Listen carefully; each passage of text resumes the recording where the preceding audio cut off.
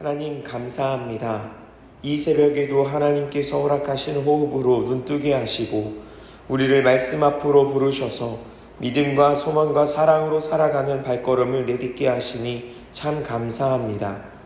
우리를 위해 죽으시고 우리를 위해 다시 살아나신 예수 그리스도의 은혜 앞에 나아갑니다.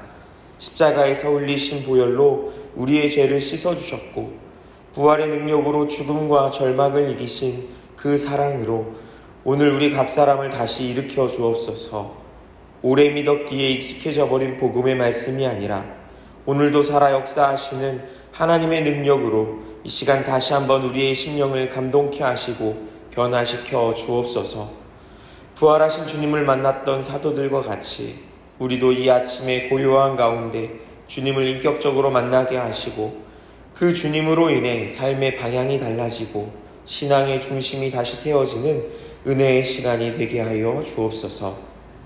8월의 첫 번째 주일을 함께 모여 예배드리게 하신 하나님, 무더위에도 편치 않는 몸을 이끌면서 예배의 자리에 나오신 분도 있었고 또 휴가를 다녀와서 휴가를 앞두고 나오신 분도 있었습니다. 일상의 자리에서 땀 흘리며 수고하고 맡겨주신 직분과 사명을 감당하는 분들도 있었습니다. 처음으로 교회에 나오신 분, 또 새가족으로 등록하신 분도 있었습니다.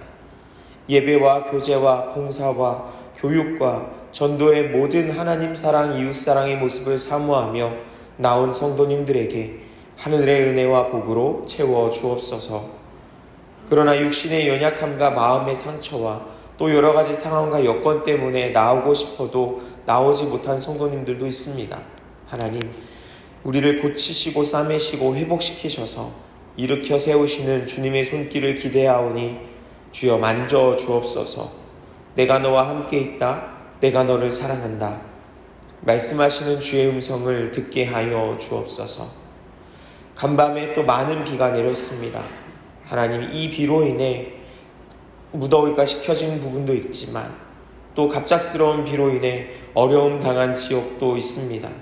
주님, 그 지역에 함께하여 주시고 피해 당한 이들이 마음을 위로하여 주시며 그 피해가 또 속히 복구될 수 있도록 주님 함께하여 주옵소서. 14일부터 15일까지 진행되는 청년부 수련회 위에 은혜를 내려 주옵소서. 이 시대에서 하나님 믿는 믿음으로 성경의 가치대로 살아가는 것이 힘이고 능력임을 경험하는 청년들이 되게 하여 주옵소서. 부족함 없도록 주님께서 채워주시고 그들의 고민하는 모든 고민들 가운데 하나님의 지혜를 구하며 하나님의 뜻을 이루어가는 귀하고 복된 청년들 되게 하여 주옵소서. 군대에 있는 청년들에게도 건강하게 마무리할 수 있도록 하나님 지키시고 보호하심 가운데 함께하여 주옵소서. 9월에 있을 토패심 야외 예배 가운데도 주의 은혜를 부어주시길 원합니다. 날씨도 환경도 재정도 인원도 부족함이 없이 차고 넘치도록 하나님 채워 주옵소서. 준비하는 협력팀에도 지혜와 능력을 주시며 하나님 나라의 신앙 공동체를 세워가는 토요 패밀리 워십이 될 수 있도록 주님 붙들어 주옵소서. 이 새벽에도 우리의 모든 것이 하나님의 것임을 고백하며 우리의 모든 삶의 일정들과 또한 간절한 소원과 마음과 정성을 담은 물질, 감사의 예물들 1,000번째 헌금을 올려드립니다. 받아주시고 하나님 나라 위에 아름답게 사용하여 주옵소서. 이제 말씀 앞으로 나아가오니 성령님 듣게 하시고 깨닫게 하시며 순종하게 하여 주실 것을 믿으며 예수 그리스도의 이름으로 기도드립니다. 아멘. 오늘 함께 나눌 하나님의 말씀은 고린도전서 15장의 말씀입니다. 고린도전서 15장은 앞서 7장부터 이어지는 교회의 직접적인 질문들에 대한 대답들 가운데 마지막 부분이라고 할 수 있습니다. 14장까지 내용을 잠깐 보면 결혼에 대한 문제, 우상 제물을 먹는 것에 대한 문제, 또 그와 함께 성만찬, 은사에 대한 문제들에 대해서 고린도 교회가 사도 바울에게 질문한 내용에 대해서 나는 그것들에 대해서 이렇게 생각한다, 이렇게 너희들에게 답한다 라는 그런 내용으로 이야기가 기록되어 있었습니다.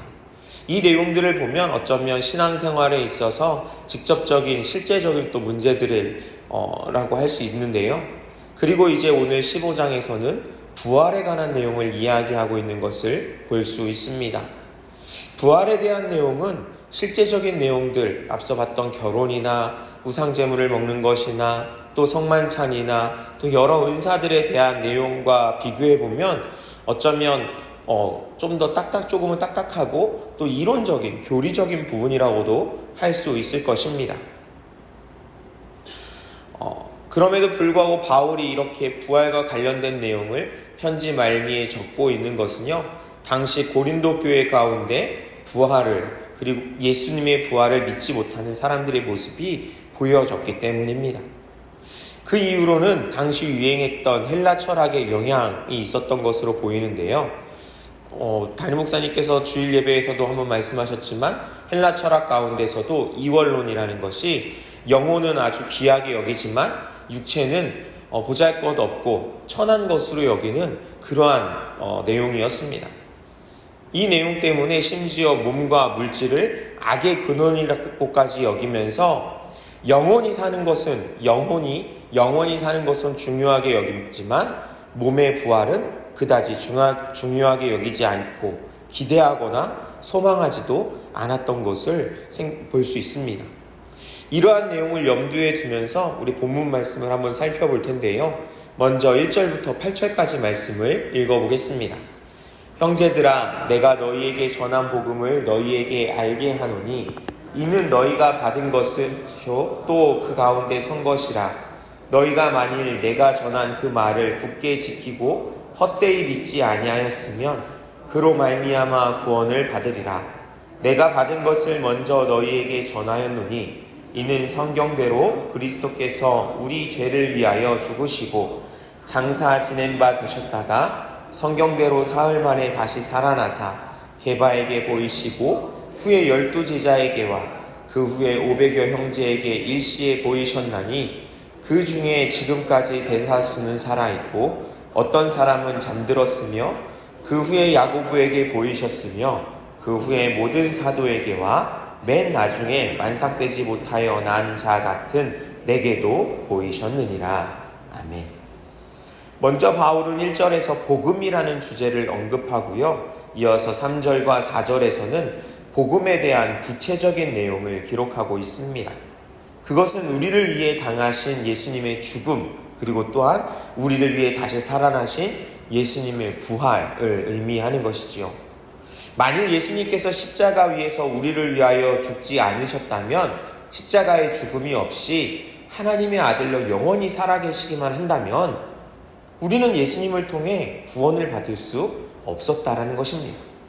만일 예수님께서 십자가에서 우리를 위해 죽으시지 않으셨다면 예수님께서 처음부터 마지막까지 하나님의 아들이시요 또 거룩하신 하나님이라는 사실에는 변함이 없지만 우리는 여전히 용서받을 수 없는 죄인이기에 감히 하나님 앞에 설 수도 없고 예수님께서 행하시는 최후의 심판대에서 무거운 형벌을 피할 수가 없게 된다는 것이지요.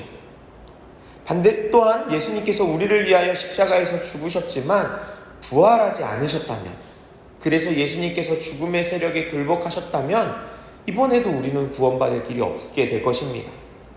우리가 아무리 예수님을 믿어 예수님의 십자가 죽음이 나의 죄를 대신 지신 대속의 죽음이라고 확신할지라도 예수님께서 부활하지 않으셨다면 우리도 예수님과 같이 죽음의 상태에서 조금도 벗어날 수 없기 때문입니다.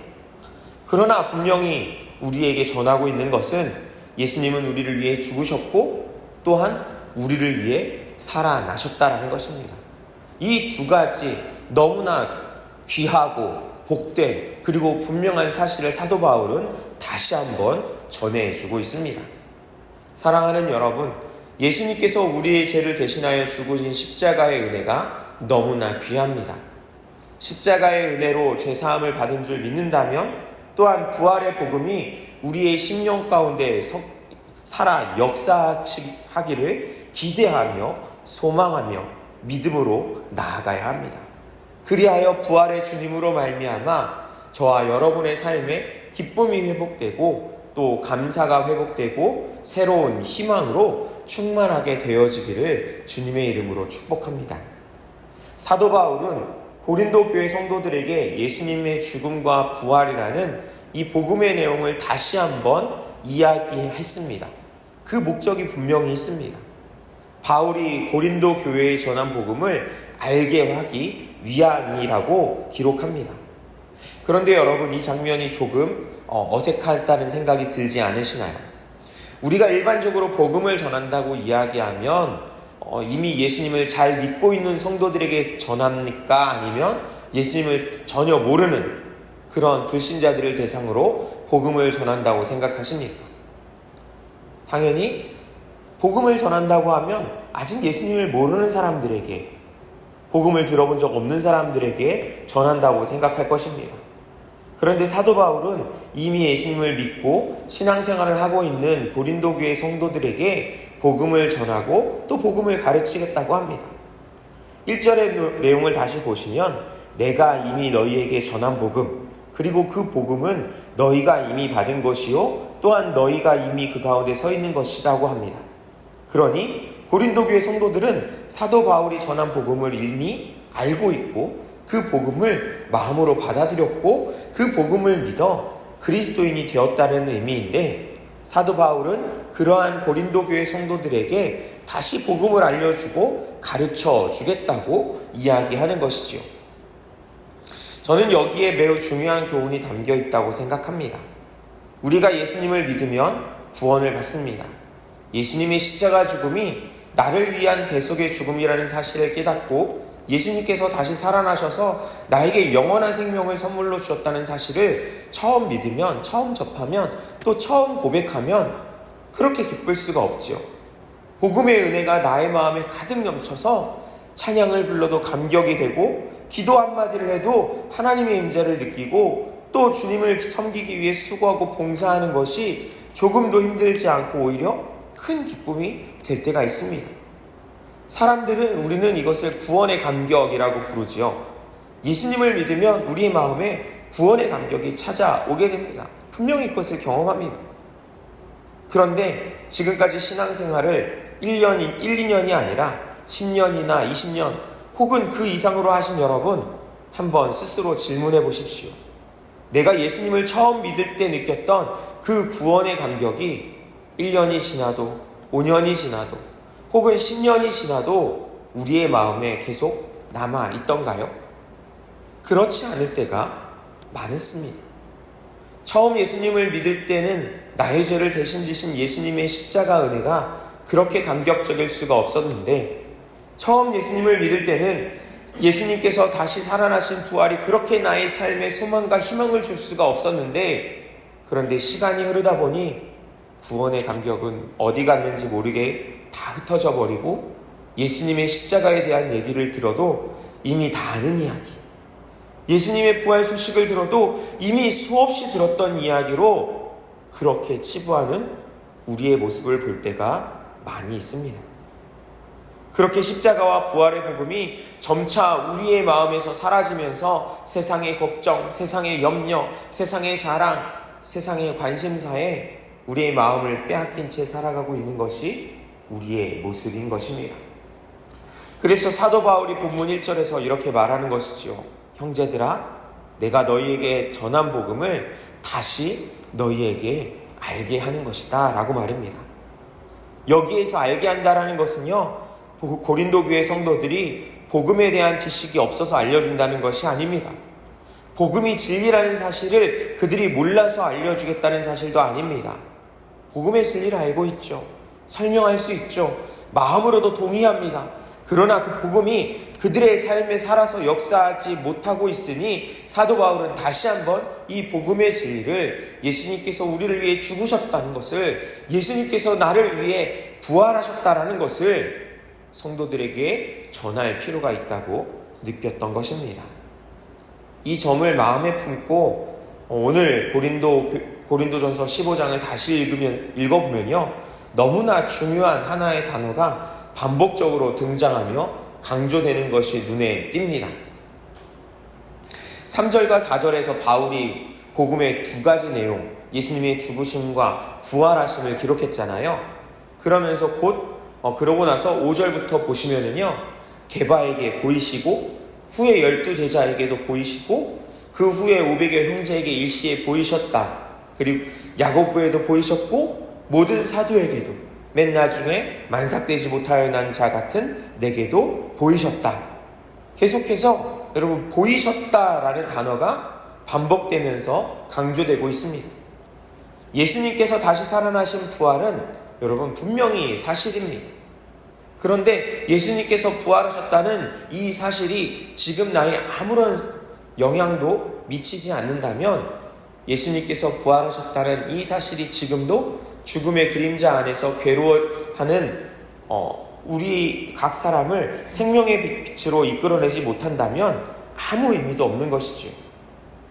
그래서 예수님은 부활하신 뒤 진리로서 부활을 실현하신 뒤 부활하신 주님께서 베드로를 찾아가 만나주시고 또 12사도를 찾아가 만나주시고 500여 형제를 찾아가 만나주시고 야고보를 찾아가 만나주시고 나아가 교회를 핍박하고 박해하던 그 당시 아직 사울이었던 바울까지도 찾아가서 만나주셨습니다. 부활하신 예수님께서 한 명씩 찾아가 또는 여러 사람들을 찾아가 만나주셔서 그들의 삶에 부활의 은혜가 임하게 되었고 그들의 삶에 참된 소망이 임하게 되었고 그들은 더 이상 죽음이 끝이 아니라 죽음까지도 이겨낼 수 있는 부활의 능력으로 이 세상을 살아갈 수 있었던 것입니다. 예수님을 만나고 그들은 변화되었고 힘을 얻었고 능력을 얻었고 그래서 나가서 세상 가운데서 부활의 증인으로 살아갈 수 있게 된 것이죠. 이제 바울은 부활을 의심하는 사람들이 가지고 있던 두 가지 질문을 언급합니다. 그 첫 번째는 12절인데요. 우리 12절도 같이 읽어보겠습니다. 그리스도께서 죽은 자 가운데서 다시 살아나셨다 전파되었거늘 너희 중에 어떤 사람들은 어찌하여 죽은 자 가운데서 부활이 없다 하느냐. 이 내용은요, 정말 죽은 자가 부활할 수 있는가라는 부활 자체에 대한 질문이었습니다. 분명히 바울은 앞서 주님께서 분명히 부활하셨다. 그래서 여러 사람을 만나주셨다. 그 중엔 나도 있다라고 이야기하는데 그런데 너희는 어째서 부활할 수 있느냐라고 묻느냐는 것이지요. 그러면서 만약에 죽은 자가 다시 살아나는 부활이 없다면 그리스도의 부활도 없을 것이고 그렇다면 우리가 하는 전도도 구원받은 확신 그 감격도 장래의 소망과 같은 성도들의 신앙생활도 모두 헛된 것이 헛것이 된다라고 이야기하고 있습니다. 그러나 예수 그리스도는 분명히 부활하셔서 부활의 첫 열매가 되셨습니다. 성도들 역시 예수님처럼 부활하게 될 것입니다. 바울은 이러한 부활 신앙이 있었기 때문에 나는 날마다 죽노라라고 고백할 정도로 복음을 위해서 고난의 삶을 살 수 있었노라고 그렇게 고백하고 있습니다. 또한 부활을 의심하는 사람들의 또 다른 질문은 35절에 나와 있는데요. 우리 35절도 같이 읽어보겠습니다. 누가 묻기를 죽은 자들이 어떻게 다시 살아나며 어떠한 몸으로 오느냐 하리니 이것은 부활이 있다면 어떻게 어떤 몸으로 부활하느냐라는 질문입니다.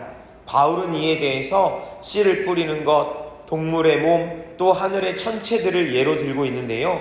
씨앗의 땅에 뿌려져 죽었을 때 여러 가지 모양의 열매를 맺는 것처럼 또 동물들의 몸이 물속, 육지, 하늘 등 사는 환경에 따라 각각 다르고 하늘의 해와 달과 별들이 다양한 모습으로 존재하듯이 성도가 부활할 때에도 하늘에 속한 자에 합당한 모습을 갖게 될 것이라고 그렇게 알려주고 있습니다. 마지막으로 50절부터 58절은 최후 부활의 승리를 노래하며 성도들이 부활 신앙에 근거한 삶을 살아갈 것을 권면하고 있는데요. 우리 이 중에서 55절부터 58절까지 말씀을 같이 읽어보겠습니다. 사망아 너의 승리가 어디 있느냐? 사망아 내가 쏘는 것이 어디 있느냐? 사망이 쏘는 것은 죄요 죄의 권능은 율법이라. 우리 주 예수 그리스도로 말미암아 우리에게 승리를 주시는 하나님께 감사하노니 그러므로 내 사랑하는 형제들아 견실하며 흔들리지 말고 항상 주의 일에 더욱 힘쓰는 자들이 되라. 이는 너희 수고가 주 안에서 헛되지 않은 줄 알미라. 아멘. 사랑하는 여러분, 우리의 삶의 죽음의 권세를 이기고 부활하신 그 주님께서 우리를 만나주시는 그 놀라운 경험이 있기를 원합니다. 또 우리의 심령 깊은 곳에 죽음의 권세를 이기시고 부활하신 주님께서 친히 찾아주시고 임재하시는 것을 간절히 구하기를, 우리도 그렇게 기대하며 소망하기를 원합니다. 부활하신 주님께서 저와 여러분의 마음의 문을 여시고 들어와 영생의 충만한 은혜를 가득 채워주시기를 우리가 간절히 기대하며 오늘 아침에도 그렇게 기도하면서 그 주님을 만남으로 우리의 삶이 사도 바울과 같이 변하여지고, 그렇게 부활을 기대하며 소망하며 확신하며 또 부활의 증인으로서 살아갈 수 있게 되기를 주님의 이름으로 축복합니다. 주님께서 가르쳐 주신 기도를 들으신 후에 믿음으로 기도하시다가 자유롭게 돌아가시겠습니다. 하늘에 계신 우리 아버지, 아버지의 이름을 거룩하게 하시며 아버지의 나라가 오게 하시며 아버지의 뜻이 하늘에서와 같이 땅에서도 이루어지게 하소서. 오늘 우리에게 일용할 양식을 주시고 우리가 우리에게 잘못한 사람을 용서하여 준 것 같이 우리 죄를 용서하여 주시고 우리를 시험에 빠지지 않게 하시고 악에서 구하소서. 나라와 권능과 영광이 영원히 아버지의 것입니다. 아멘.